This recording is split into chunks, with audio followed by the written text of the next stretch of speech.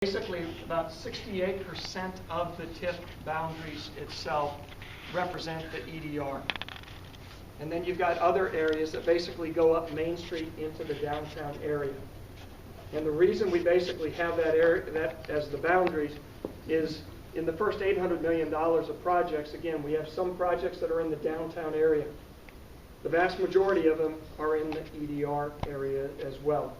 As I mentioned before, the last thing we want to do is attract people from the downtown area to come into the EDR. It's not a zero-sum game. We want to make sure that we grow the economy in a lot of different areas. So because of that, the TIF district encompasses that. The next slide that we have is the boundary itself. It was really kind of interesting because this goes all the way over to Range Line on the east, goes down to 32nd. It's just in Jasper County. And then as you can see, it goes up into the downtown area and then along Main Street. And I've always looked at it with this vantage point, but when FEMA was here, they basically put together the boundaries of the EDR area. And it was fondly referred to as the fish, because it kind of was the shape of a fish. And when I first looked at this, Mark Rohr looked at it and kind of turned it to the side, and it kind of looks like a commode from the side. So this is our commode TIF district, and you kind of look at it that way.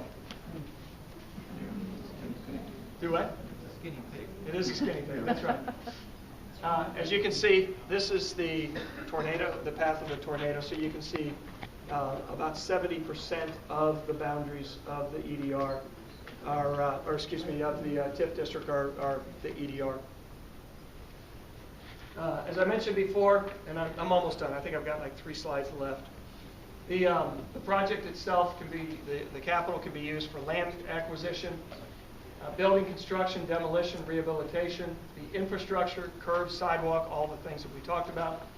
The administrative costs, qualifying administrative costs for this, and then other ancillary expenses associated with acquiring, closing, construction, title work.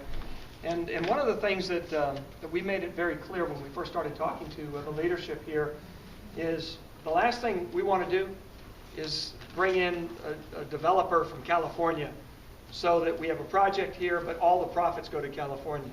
We made it very clear to the Tri-State Area Contractors Association, to the local Board of Realtors, to a number of folks locally that we want to use local trade.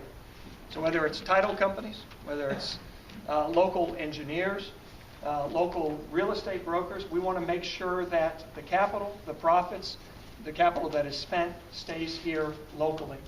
And so when we start talking about these costs, there will be quite a bit of money that will be spent on that. And again, it's our goal to help the local economy as well.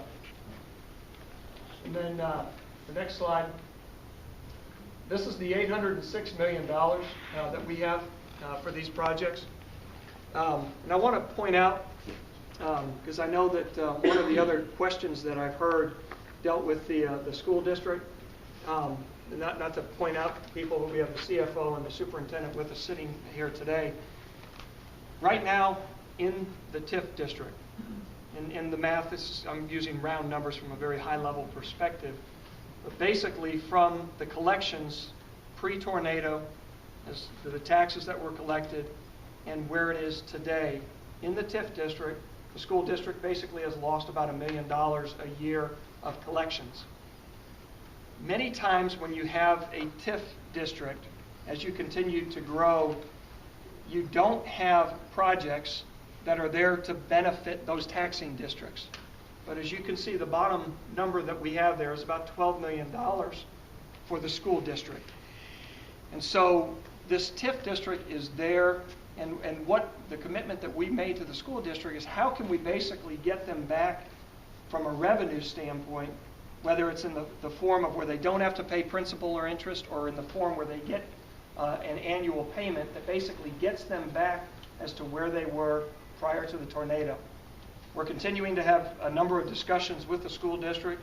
I'm quite optimistic that we will come to a successful conclusion, that the school district will be satisfied, or the school board will be satisfied as we move forward in connection with that. But I know that that was a question that I had heard just milling around the room as well.